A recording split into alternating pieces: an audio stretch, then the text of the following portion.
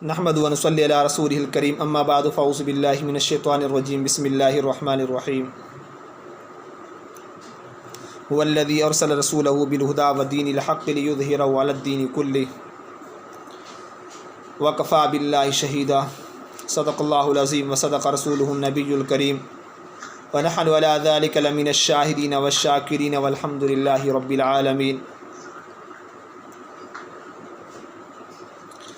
جیسا کہ گزشتہ دروس کے اندر فضائل صحابہ اور مناقب صحابہ کے حوالے سے بات ہو رہی تھی، اور اس سے جو گزشتہ درس ہوا ہے اس کے اندر حضور نبی پاک صلی اللہ علیہ وسلم کے صحابہ کے بارے میں اور ان کے خلاف گستاخی جو کرتے ہیں، قرآن مجید کا انکار کرتے ہیں، صحابہ کرام کا انکار کرتے ہیں، ان کے ایمان پر تبصرے کرتے ہیں، یہ میں نے حوالے آپ کے سامنے پیش کیے تھے۔ ان کی باتیں، چند ان کے عقائد آپ کے سامنے رکھے تھے کہ جن کا کلمہ ہم سے الگ، جن کی نماز ہم سے الگ، قرآن ان کا الگ، نبی پاک صلی اللہ علیہ وسلم کے بارے میں ان کا عقیدہ ہم سے الگ، اور اس کے ساتھ ساتھ اس حوالے سے بھی بات کی تھی کہ وہ لوگ نبی پاک صلی اللہ علیہ وسلم کے نہ صرف منکر ہیں، باقی انبیاء کے بارے میں ان کا کیا عقیدہ ہے۔ تو آج بھی اسی تسلسل کو برقرار رکھتے ہوئے اسی حوالے سے بات چیت کروں گا۔ دعا ہے کہ اللہ تعالیٰ مجھے حق اور سچ بیان کرنے کی توفیق دے۔ تو آپ کو میں نے عرض کیا تھا کہ قرآن مجید کے بارے میں ان کا عقیدہ ہے، نعوذ باللہ من ذالک، کہ یہ قرآن مجید، یہ تو آپ کو بتا دیا تھا، وہ کہتے ہیں کہ یہ قرآن مجید اصلی نہیں ہے۔ آپ کو میں نے روایت پیش کی تھی اصول کافی کی، اس کے بارے میں انہوں نے کہا تھا قرآن مجید اتنا چھوٹا نہیں تھا، 70,000 آیات کے بارے میں وہ کہتے ہیں 70,000 آیات تھیں، یہ قرآن مجید گویا غلط ہے، یہ جھوٹا ہے۔ اور پھر وہ کہتے کیا اس کے بارے میں، شیعوں کا یہ عقیدہ ہے کہ یہ قرآن مجید کیا کہتے ہیں، شراب خور خلفاء کی لکھی ہوئی کتاب ہے۔ استغفر اللہ۔ کہتے ہیں کہ شراب خور خلفاء مراد کیا ہے؟ سیدنا ابو بکر صدیق رضی اللہ تعالیٰ عنہ، سیدنا عمر فاروق رضی اللہ تعالیٰ عنہ، سیدنا عثمان بن عفان رضی اللہ تعالیٰ عنہ، اور سیدنا علی المرتضیٰ رضی اللہ تعالیٰ عنہ، ان کو گالی دی انہوں نے، ان کو کہا کہ یہ شرابی تھے۔ قرآن مجید کا انکار اپنی جگہ، لیکن ان صحابہ کو گالی، پھر الگ گناہ، ان کو گالی دے کر کہا یہ تو یعنی کہ شراب خور خلفاء کی لکھی ہوئی کتاب ہے، قرآن مجید نہیں ہے۔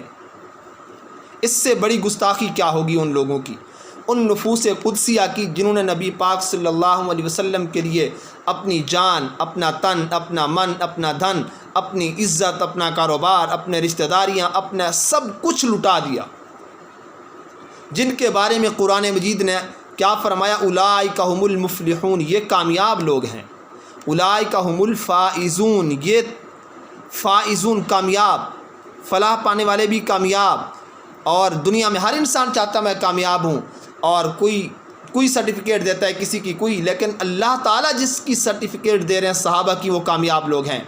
اور کیا فرمایا، رضی اللہ عنہم ورضوا عنہ، ان کو تمغہ دیا کہ اللہ ان سے راضی، وہ اللہ سے راضی۔ اب ان کے بارے میں یہ الفاظ کہنا کسی کا کہ نعوذ باللہ وہ مرتد ہو گئے تھے، کافر ہو گئے تھے، یہ میرے ہاتھ میں ایک کتاب ہے، اصول کافی اس کا نام ہے، اور اس کے اندر یہ موجود ہے۔ میں آپ کو روایت پڑھ کے سناتا ہوں، یہ اصول کافی کی جلد 2 میں ہے، اس کا صفحہ نمبر 244 ہے، 244 کے اندر وہ لکھتے ہیں، ان کی معتبر ترین کتاب اصول کافی، سب سے معتبر کتاب ان کی، قرآن مجید کو تو مانتے نہیں، ان کو اس کے بعد اس کا ہی درجہ ہے، وہ تو مانتے نہیں ہیں۔ تو وہ کیا لکھتے ہیں، آپ کو میں اس کی عبارت پڑھ رہا ہوں، یعنی اشارہ علیہ السلام بثلاثہ اصاب من یدہ، کہ یعنی کہ ان کے جو یہ روایت کر رہے ہیں اپنے امام ابو جعفر سے، وہ کہتے ہیں کہ انہوں نے اشارہ کیا کس کے ساتھ، اپنے ہاتھ کی انگلیوں کے ساتھ 3 کا، والمراد بالثلاثہ، اس سے مراد ان کی 3 سے کیا تھی، سلمان، ابو ذر، والمقداد، کما روی کشی، اور اسی کو روایت کیا رجال کشین کی معتبر ترین کتاب ہے، اس کو بھی وہ کہتے ہیں کہ اس سے مراد ان کی 3 تھی، والمراد بالثلاثہ، مقداد، سلمان و ابو ذر، اور مقداد بھی کہتے ہیں، سلمان، ابوذر، مقداد، 3 صحابہ کو مراد لیتے ہیں، یعنی کہ وہ کہتے ہیں کہ یہ اس کے علاوہ سارے صحابہ مرتد ہو گئے تھے۔ استغفر اللہ۔ اور نیچے لکھا ہے، اور نیچے اس کی روایت وَبِالْارْتِدَادِ عَنِ الْإِيمَانِ عَنِ الْإِسْلَامِ، تو یہ اس کے بارے میں یہ روایت ہے باقاعدہ پوری کے صحابہ کرام، اور اسی طریقے سے یہ صرف یہاں پر گالی نہیں دہی، بلکہ ان کی کتاب حق الیقین، حق الیقین کے صفحہ نمبر 522، حق الیقین صفحہ نمبر 522 ان کی معتبر ترین کتاب ہے۔ اس کے اندر کیا روایت ہے؟ وہ لکھتے ہیں ابو بکر عمر حضرت فرمود کہ ہر 2 کافر بودند، یہ فارسی کی کتاب ہے، وہ کہتا ہے حضرت عمر کے بارے میں ان کو بتایا گیا کہ حضرت عمر یہ کہتے ہیں کہ حضرت فرمود، حضرت نے فرمایا ابو جعفر نے کیا کہ ہر 2 کافر بودند، یہ دونوں نعوذ باللہ کافر ہیں، وہر کے اشارہ دوست آرد کافر است، لا حول ولا قوت، کہ ہر جو آدمی وہر کے اشارہ کہ جو کوئی آدمی ان کے ساتھ دوست آرد دوستی رکھے گا کافر است۔ حق الیقین صفحہ نمبر 522 کے اوپر یہ لکھی ہے عبارت کہ ان کے ساتھ جو بھی یہ دونوں کافر، حضرت عمر فاروق رضی اللہ تعالیٰ عنہ نعوذ باللہ اور حضرت ابوبکر صدیق، ان کو کہا کافر ہیں۔ قرآن مجید ان کے بارے میں کیا کہہ رہے ہیں میں نے آپ کو بتا دیا ہے۔ کوئی بھی دنیا کی کتاب، کوئی بھی دنیا کی تاریخی کتاب، کوئی اپنے آپ کو مفسر کہے، کوئی اپنے آپ کو محدث کہے، مجتہد کہے، کیسا کوئی نہ ہو، بڑا سب سے دنیا کا بڑے سے بڑا عالم اپنے آپ کو کہے کہ صحابہ کرام غلط تھے، تو کیا ہم اس کو مان لیں گے؟ بالکل نہیں مانیں گے۔ ہم ایسی تمام عبارتیں، ہم ایسی تمام کتابیں، ہم ایسے تمام علماء کو بالکل نہیں مانیں گے جو قرآن مجید کے مقابلے میں آئیں گے، کیونکہ قرآن مجید ہمارے پاس ہے۔ قرآن مجید کیا کہتا ہے صحابہ کرام کے بارے میں؟ وہ ہم نے پڑھا۔ قرآن مجید کہتا ہے یا ایھا النبی حسبک اللہ ومن اتبعک من المؤمنین، اے نبی آپ کے صحابہ اور اللہ آپ کو اور اس کے صحابہ کافی ہیں۔ تو پھر کیا رہ جاتی ہے بات اس میں؟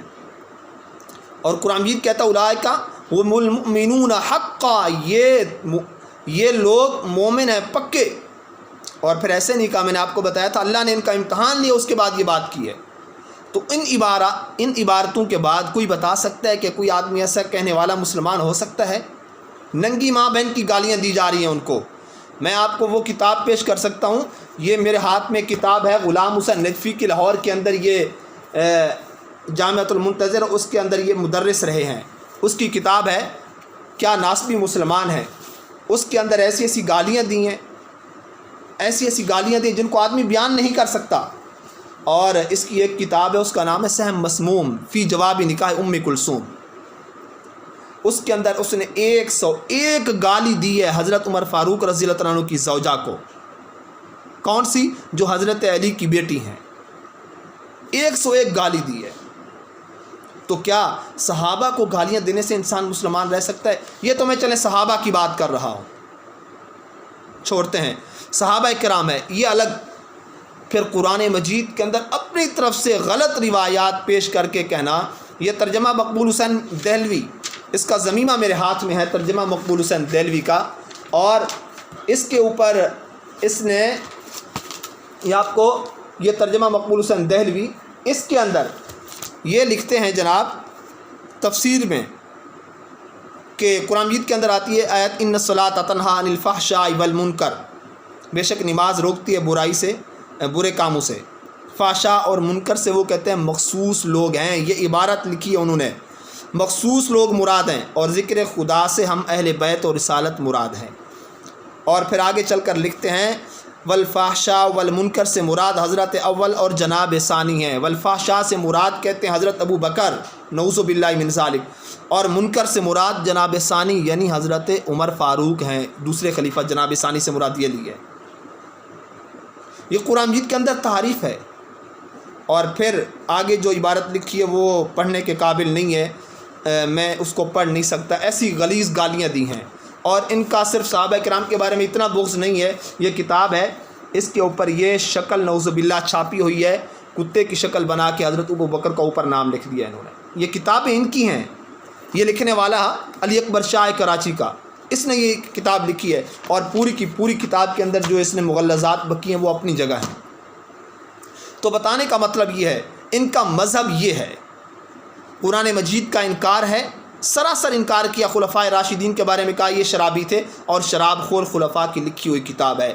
اور میں نے حکومت اسلامی کی ایک عبارت پیش کی تھی آپ کو گزشتہ درس کے اندر بھی، یہ خمینی کی لکھی ہوئی کتاب ہے۔ خمینی کے بارے میں آپ کو مختصر یہ بتا دیتا ہوں، یہ ایران کے اندر انقلاب آیا تھا جس کو اسلامی انقلاب کا نام دیا گیا تھا، دراصل یہ ایرانی انقلاب تھا۔ اور ان کے رضا شاہ پہلوی جو تھا، اس سے پہلے پہلوی خاندان کا جو آخری تاجدار تھا یہاں پہ، تو اس کے بعد اس کو شکست ہوئی تھی، وہ یہاں سے بھاگ کر امریکہ چلا گیا تھا۔ اس کی بیوی اٹلی کے اندر پتہ نہیں آج کل ہے یعنی کچھ عرصہ پہلے وہ وہاں پر برتن دھویا کرتی تھی، یہ اٹلی کے اندر، یہ امریکہ کے اندر مر گیا تھا۔ تو بہرحال تو اس نے یہاں پر اپنی کتاب میں لکھا تھا، خمینی جو ان کا معتبر ترین ہے، اپنے آپ کو کہتا ہے کہ میں 12ویں امام کا نائب ہوں، اس نے یہ لکھا ہے کہتا ہے کہ کوئی ہمارے ائمہ، ان کا عقیدہ امامت آپ کو میں یہاں پر بتا رہا ہوں، یہ انبیاء کا بھی انکار کر جاتے ہیں۔ یہاں پر ان کا امامت کا جو عقیدہ ہے کہ کوئی بھی نبی، کوئی بھی فرشتہ، کوئی بھی ولی، کوئی بھی اللہ کا یعنی کہ ولی جو ہوتا ہے، کوئی بھی اس مقام تک نہیں پہنچ سکتا جتنے ہمارے ائمہ پہنچے ہوئے، یعنی کہ جن کے 12 امام جو کہ نبی کے بعد ہیں، وہ اگرچہ وہ لوگ سچے تھے، ہم ان کے بارے میں کچھ نہیں کہہ سکتے، وہ اللہ کے نیک لوگ تھے، انہوں نے جس انداز میں پیش کیا وہ غلط ہے، ہم وہ نہیں مانتے۔ صرف 12واں امام جو ان کا ہے اس کے بارے میں تو آپ کو تفصیلی بات تو میں نہیں بتا سکوں گا، اس کی لمبی چوڑی کہانی ہے، ان کے بارے میں جو ان کا عقیدہ ہے نا، وہ جس کو کہتے ہیں انسان سوچتا رہ جاتا ہے کیا کہہ دیا انہوں نے، ایسا غلط عقیدہ پیش کر دیا۔ یہ کہتے ہیں کہ یہ ان کے ہمارا جو عقیدہ 11 اماموں کے بارے میں، جو ان کے امام ہیں، مسئلہ امامت کے بارے میں جو آپ کو بتا رہا ہوں یہ بات، ان کا امام آخر ہے کیا؟ یہ جو اتنی بڑی بات کہہ رہے ہیں کہ کوئی بھی نبی، کوئی بھی مقرب فرشتہ وغیرہ، کوئی ولی ان کے درجے کو نہیں پہنچ سکتا، آخر وہ کیا ہیں؟ یہ حضرت علی ان کے پہلے امام ہیں، ہم ان کو مانتے ہیں، لیکن جو ان کے حضرت علی کے بارے میں یہ روایت پیش کرتے ہیں غلط، وہ چیزیں غلط ہیں۔ وہ اللہ کے ولی تھے، وہ نبی پاک صلی اللہ علیہ وسلم کے صحابی تھے، اور نبی پاک صلی اللہ علیہ وسلم کے چچا زاد بھائی تھے، ان کی فضیلت اپنی جگہ بہت اعلیٰ، ہم ان کو وہ مانتے ہیں۔ اسی طریقے سے ان کے بیٹے حضرت حسن، حضرت حسین، ٹھیک ہے، زین العابدین، اور اس کے بعد امام تقی، علی نقی، امام جعفر، امام باقر، حسن عسکری تک، یہ سارے ہم ان کو مانتے ہیں، لیکن اس کے بعد یہ 12ویں امام ان کا کوئی نہ وجود ہے، حقیقت یہ ان کا وجود کوئی نہیں ہے۔ اب انہوں نے ایک جس کو کہتے ہیں کہ اپنی طرف سے من گھڑت قصہ گھڑا ہوا ہے کہ وہ غار کے اندر چھپے ہوئے ہیں، عراق کے اندر ایک غار ہے سرہ منرائی، اس کے اندر چھپے ہوئے ہیں۔ ایک مولانا صاحب گئے تھے اس غار کے اوپر، تو انہوں نے پوچھا تھا یہ حضرت کب آئیں گے، یہ کب نکلیں گے یہاں غار سے؟ کہنے لگے یا شیخ لا تفکر، آپ فکر نہ کریں، یہ باہر نہیں آئے گا۔ کہا کیوں نہیں آئے گا؟ کہا کہ یہ ہوتا تو باہر آتا نا، امت مسلمہ کے اوپر کتنے مظالم ہوئی، آج تک باہر نہیں آیا۔ کوئی انسان ایسا ہے، ان سے پوچھا کہ نا 12واں امام تمہارا جیل، وہ کیا کہتے ہیں، اس کے اندر ہے، غار کے اندر ہے، کھاتا کیا ہے؟ کہنے لگے سنیوں کا گوشت کھاتا ہے، وہ مسلمانوں کا گوشت کھاتا ہے۔ پیتا کیا ہے؟ مسلمانوں کا خون پیتا ہے۔ یہ درندہ ہے کہ انسان ہے؟ خود سوچ لیں یہ چیزیں۔ تو بہرحال یہ ان کے 11 امام ہیں، ان کو یہ مانتے ہیں اللہ کے بعد، یعنی ان کا درجہ ہے، نبی بھی پیچھے رہ جاتے ہیں، حتیٰ کہ نبی پاک صلی اللہ علیہ وسلم بھی پیچھے رہ جاتے ہیں۔ اتنی بڑی گستاخی ہے۔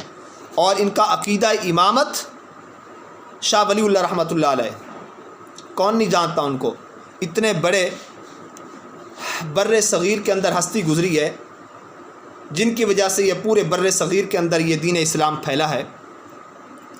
وہ ایک دفعہ فرماتے ہیں میں ان شیعوں کے بارے میں پریشان تھا، 1-2 صدی کی باتیں، بہت پیچھے چلے جائیں، تو وہ شاہ ولی اللہ تقریباً 10ویں 11ویں صدی کی یہ بات ہے، تو وہ جو ہے انہوں نے یہ پریشان تھے شیعوں کے بارے میں کیا عقیدہ رکھا ہے، جو اس وقت یہ ظاہر نہیں کرتے تھے اپنے آپ کو۔ میں بتاتا ہوں ان کا ایک اور عقیدہ، اپنے آپ کو ظاہر نہیں کرنا۔ وہ فرماتے ہیں میں بہت پریشان تھا، میں نے سوچا کیا کروں، مجھے سمجھ نہیں آ رہی ہے ان کے بارے میں۔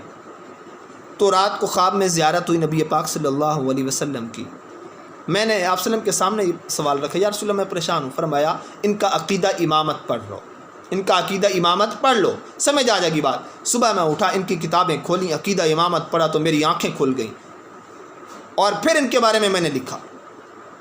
تو ان کا عقیدہ امامت ایسا ہے کہ کوئی بھی نبی، کوئی بھی ملک، کوئی بھی مقرب، کوئی بھی فرشتہ ان کے مقام تک نہیں پہنچ سکتا، یہ کفریہ عبارت ہے۔ یہ ایسا کہنے والا انسان کافر ہو جاتا ہے، ایسا عقیدہ رکھنے والا۔ میں تو آپ کو حوالہ نقل کر رہا ہوں۔ تو اس لیے ان کے جو ولی ہوتا ہے وہ منصوص من اللہ ہوتا ہے، اللہ کی طرف سے ہوتا ہے، گویا جیسے نبی ہوتا ہے۔ یہ ان کا عقیدہ ہے۔ اس سے زیادہ میں نہیں کروں گا بات۔ تو بہرحال ان کا عقیدہ یہ ہے، اور عقیدہ امامت کے بارے میں کافی لمبی چوڑی بات ہے، میں صرف مختصر یہ آپ کو عرض کیا تھا۔ اور اس کے بعد ان کے اگر میں حوالہ جات پیش کرنا چاہوں امامت کے حوالے سے بہت سارے ہیں، اور ان کے امامت جو ہے سب سے اس کو یہ بڑا یعنی کہ ان کے نزدیک درجہ امامت کا ہے۔ اور ان کے جو 14 امام ہیں آپ کو بتا دوں، ان کے جو ہیں شیعہ کے نزدیک 12 امام، ان کے 14 جو ہیں اس کو مان لیتے ہیں، پھر 14 بھی لے لیتے ہیں اس کے اندر۔ تو بہرحال اور اس کے ساتھ ساتھ انہوں نے جو ان کی کتاب اصول کافی کے جلد 1 ہے، اس کے صفحہ نمبر 194 194 اس کے اوپر لکھے اماموں کی روحیں اللہ کے نور سے پیدا ہوئی ہیں، اور امام اللہ کا نور ہے۔ اماموں کی روحیں اللہ کے نور سے پیدا ہوئی ہیں، خود سوچ لیں۔ اور اس کے ساتھ ساتھ ایسی خطرناک عبارتیں ہیں، بچے وغیرہ بھی سنتے ہیں، میں وہ حوالے پیش نہیں کر سکتا۔ ان کی خصوصیات جو ہیں، امام ہوتا کیا کرتے ہیں، حق الیقین کے اندر لکھا صفحہ نمبر 45 اور 46 میں لکھا، در شکم مادر حق تعالیٰ می کنت، یہ اللہ تعالیٰ یہ کہ در شکم مادر یہ ماں کے پیٹ میں اللہ اللہ کرتے ہیں، و تلاوت سورت انا انزلنا وسائر آیات فی نمایت، یہ اس کے اندر ماں کے پیٹ کے اندر بھی تلاوتیں کر رہے ہوتے ہیں۔ اور اس کے بعد یعنی کہ ان کی خصوصیات میں یہ چیزیں ہیں۔ اور امام جو ہوتا ہے ناف بریدہ ہوتا ہے جناب، ان کی یہ عبارتیں مختون پیدا ہوتا ہے۔ تو بہرحال یہ بہت ساری ان کی ایسی روایات ہیں جو مغلظات کے اندر شامل ہیں، ان کو میں پیش نہیں کر سکتا۔ تو بہرحال اتنا بتانا ہے کہ ان کا یہ عقیدہ ہے۔ اور دوسرا ان کا جو عقیدہ اہم ہے، کتمان، حق کو چھپانا، اصل بات نہ بتانا۔ قرآن مجید تو کہتا ہے ایسا کرنے والا لعنت اللہ ان الذین یکتمون ما انزلنا من البینات والہدی من بعد ما بیناہ للناس فی الکتاب اولئک یلعنهم اللہ ویلعنهم اللاعنون۔ ان الذین یکتمون، بے شک وہ لوگ، یکتمون جو حق چھپاتے ہیں، یکتمون کتمان کرتے ہیں، ما انزلنا من البینات جو قرآن مجید سے نازل ہو اس کو چھپاتے ہیں، والبینات اور دلائل کو، والہدی اور ہدایت کو، ما بیناہ جو کہ اللہ تعالیٰ نے اس کو بیان بھی کر دیا، للناس لوگوں کے لیے چھپاتے ہیں۔ کیا ہوتا ہے؟ اولئک یلعنهم اللہ، اللہ تعالیٰ کیا کرتے ہیں ان کے اوپر لعنت کرتے ہیں، ویلعنهم اللاعنون، اور لعنت کرنے والے بھی اس کے اوپر یعنی کہ اس سے ملک مقارب جتنے وغیرہ ہیں وہ سارے لعنت کرتے ہیں۔ اور آپ کو میں بتاؤں ان کا کیا ہے، اب جو تقیہ کتمان حق آتا ہے، ان کا تقیہ جس کو کہتے ہیں، ان کے التقیۃ واجبۃ لا یجوز، ان کے نزدیک تقیہ واجب ہے، یعنی کہ یہ چھپانا یہ واجب ہے، یہ چیزیں اپنی نہیں بتا سکتے اس لیے، اور اس کو چھوڑنا یہ کہتے ہیں جائز نہیں ہے۔ اور ان تسعۃ اشعار الدین فی التقیہ، یہ اصول کافی جلد 2 کی عبارت صفحہ نمبر 217 پہ موجود ہے۔ یہ لکھتے ہیں ان تسعۃ اشعار الدین فی التقیہ، دین کا 99% یہ تقیہ میں ہے۔ ان تسعۃ اشعار الدین یعنی کہ 90%، 90% جھوٹ بولو بس اور چھپاؤ، یہ ان کا تقیہ ہے، یہ دین ہے ان کا۔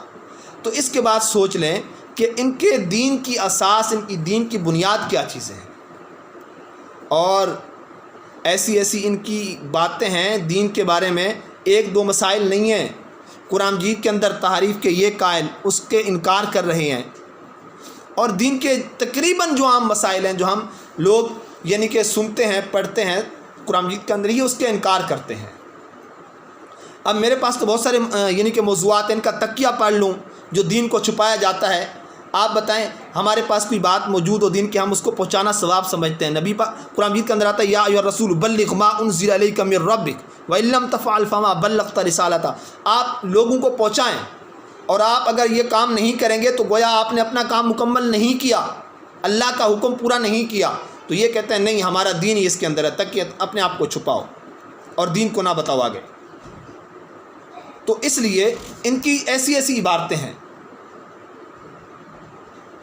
جھوٹ بولنا جس کے نزدیک ثواب ہو، آپ خود سوچ سکتے ہیں جھوٹ بولنے پر ان کو ثواب ملتا ہے، جھوٹ بولنے پر ان کے نزدیک معتبر ہے جھوٹ بولنا، اور جو کہتے ہیں جھوٹ نہیں بولتا وہ ہم میں سے نہیں ہے۔ ان کی عبارتیں فمن ترک التقیۃ قبل قیام قائم، جب تک 12واں امام ہمارا نہیں آتا تب تک ہم نے جھوٹ بولنا ہے، نہیں بتانی سچی بات۔ اور جو فمن ترک، جو آدمی چھوڑ دیتا ہے، فلیس منا، آگے کہتے ہیں 12ویں امام کے آنے سے پہلے کوئی اگر اس کو تقیہ کو چھوڑ دے گا وہ ہم میں سے نہیں ہے۔ تو خود سوچ لیں، جھوٹ بولنے پر جن کے نزدیک ثواب ملتا ہو، وہ کبھی آپ نے سوچا قرآن مجید تو کہتا ہے لعنت اللہ علی الکاذبین، جھوٹ بولنے والوں پر اللہ کی لعنت ہو۔ جو صحابہ کرام کے بارے میں کہ سارے صحابہ نبی کے بعد مرتد ہو گئے تھے، نعوذ باللہ، مرتد کا مطلب ہوتا ہے اسلام چھوڑ گئے تھے، کافر ہو گئے تھے، صرف 3 صحابہ رہ گئے تھے، 3 صحابہ کے بارے میں کہتے وہ مومن تھے، باقی سارے صحابہ مرتد ہو گئے تھے۔ وہ مسلمان رہ سکتا ہے؟ جو جھوٹ بولنے کو ثواب سمجھے، اور ایک اور چیز ہے میں اس کو بتا نہیں سکتا یہاں پر، وہ بچے وغیرہ بھی سن رہے ہیں، ایسا غلیظ مذہب ہے، ایسی ننگی گالیاں دی گئی ہیں۔ اور نماز کے بعد کہتے ہیں کہ صحابہ کرام کو گالیاں دیا کرو، نماز پڑھنے کے بعد آدمی اگر گالیاں نہ دے اس کی نماز ہی پوری نہیں ہوتی ہے، ایسا غلیظ مذہب ہے۔ تو اس لیے میں زیادہ تفصیل میں نہیں جاؤں گا، بہت لمبی چوڑی ان کے بارے میں، یعنی کہ تفصیل ہے ہر ایک موضوع کے اوپر لمبی چوڑی، تقیہ ہو گیا، کتمان حق ہو گیا، تعریف قرآن ہو گئی، صحابہ کرام کے اوپر تبرہ ہو گیا، ٹھیک ہے، اسی طریقے سے قرآن مجید کا انکار وغیرہ، یہ بہت سارے ان کے موضوعات ہیں۔ اور نبی پاک صلی اللہ علیہ وسلم کے جنازے کے بارے میں ان کی کیا باتیں ہیں، اور خلافت کے بارے میں کیا باتیں ہیں، حضرت ابوبکر صدیق کو یہ نہیں مانتے، عمر فاروق کو یہ نہیں مانتے، حضرت عثمان کو یہ نہیں مانتے، حضرت علی کو مانتے ہیں، لیکن یہ بظاہر لگتے ہیں، ان کی کتابیں بھری پڑی ان کے خلاف بھی۔ تو حضرت حسن کو شہید کرنے والے بھی یہ لوگ، حضرت حسین کو شہید کرنے والے بھی یہ لوگ، چور مچائے شور والی بات ہے یہ۔ اور ساری باتیں ان کے بارے میں یہ کتابیں بھری پڑی ہیں کہ کون تھے قاتل حضرت حسین کے، کوفہ کے اندر بلانے والے کون تھے، کوفہ میں ان کو پھر قتل کرنے والے کون تھے۔ یہ انشاءاللہ اگلے درس کے اندر میں کوشش کروں گا کہ واقعہ یہ واقعہ کربلا کیوں پیش آیا، اور اس کے جو تھے یہ کارندے جس کو حضرت حسین کو بلا کر اور حضرت حسین کی جماعت کو بلا کر انہوں نے کس طریقے سے یہ ظلم کیا ہے۔ انشاءاللہ پھر آئندہ درس کے اندر یہ ہوگا۔ دعا ہے کہ اللہ تعالی ہمیں حق اور سچ سمجھنے کی توفیق عطا فرمائے، اور ان کافروں سے، ان سازشوں سے اور اسلام کے مخالفین سے ہمیں محفوظ فرمائے، اور ان کی سازشیں ہمیشہ، یعنی کہ ان کا ایک آپ کو بتا دوں، یہ کہتے ہیں کہ ایک ان کے ہے کتاب کے اندر ہے، آپ کو وہ بتا دوں کہ کوئی اگر آدمی کہتے ہیں کہ شیعہ نہ ہو، وہاں پر ہمارے پاس شیعہ سے سوال پوچھا گیا ذاکر سے، ہمارے پاس کوئی قریب شیعہ ذاکر نہیں ہے، شیعہ مجتہد نہیں ہے، تو ہم کس سے مسئلہ پوچھیں گے؟ ایک شیعہ نے پوچھا ان کے مجتہد سے، اس نے کہا سنی سے پوچھ لینا جا کر۔ کہتے پھر وہ مسئلہ، کہتے نہیں، وہ جو بتائے گا نا اس کا الٹ کر لینا، خود سوچ لیں، جو اس عالم ایک بتائے ان کو مسئلہ اس کا الٹ کر لو، وہ مذہب شیعہ ہے۔ دعا اللہ تعالیٰ میں حق اور سچ کی توفیق عطا فرمائے۔ واخر دعوانا الحمدللہ رب العالمین۔